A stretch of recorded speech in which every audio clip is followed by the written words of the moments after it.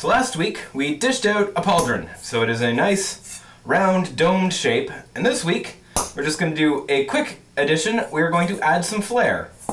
So a flair is a very useful operation. It does two things. It makes things more attractive by giving a little lip, but it also stabilizes your metal so it's harder to bend, because right now this is quite springy, but once I put a lip along here, that'll give sort of like a crease in paper that will stop it from bending and springing on me. So it'll make it stronger. So this is another stretching operation, just like dishing was last week. So all we need for it, again, is a hammer and a hunk of wood. Here's my hunk of wood, and here's my hammer. And I'm just going to grab a Sharpie and put a line along to give me a rough idea where I want that lip. And now I'm going to find a piece, an edge, a corner of my wood, and place it along that line.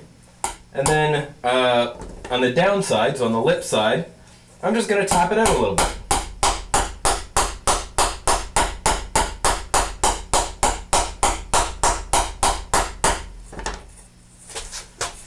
So you can see there's very, very little to start. And this will just give me a line to run along. And I don't want to do too much at once. I want to start at the middle and work one way and then the other.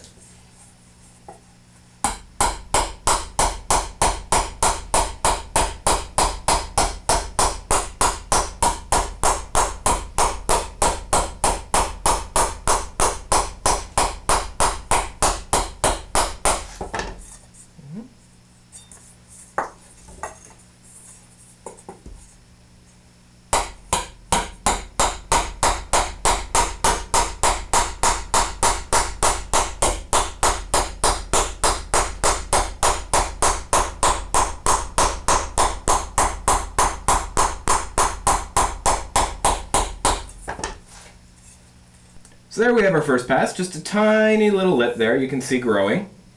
And from there we're going to do a couple more passes, stretch it out until it's got that full flared out look that we want. Again, start in the middle.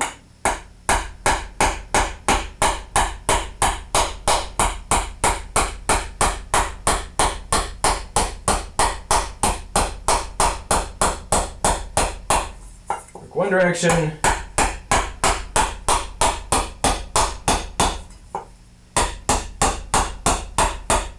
and work the other way. So, round two, lip.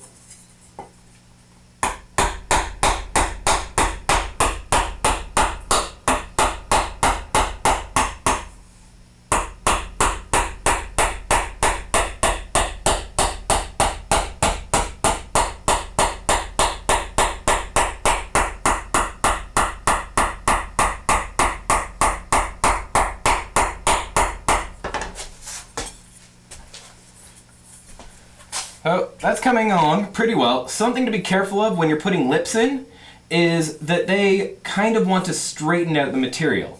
They don't like being built on a curve. So as you make them, it might unbend your material. So every pass you might have to bend it back in, maybe get out your rubber mallet and tap it down to keep it in the shape you need it.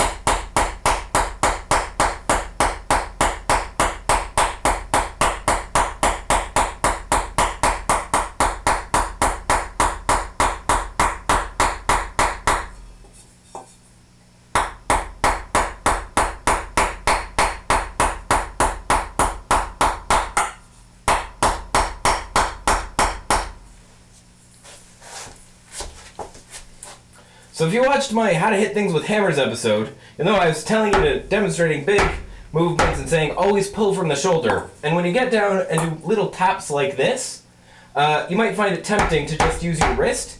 Even here, you can use your shoulder. You'll get a lot less tired. You'll get more power and ultimately more control because you can use your wrist for the tiny adjustments and not worry about using it for your power. So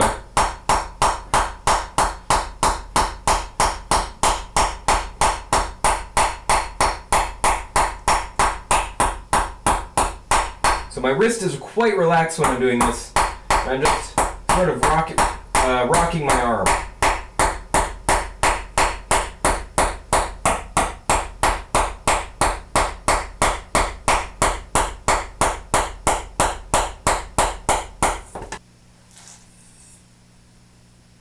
I now have one piece of flair.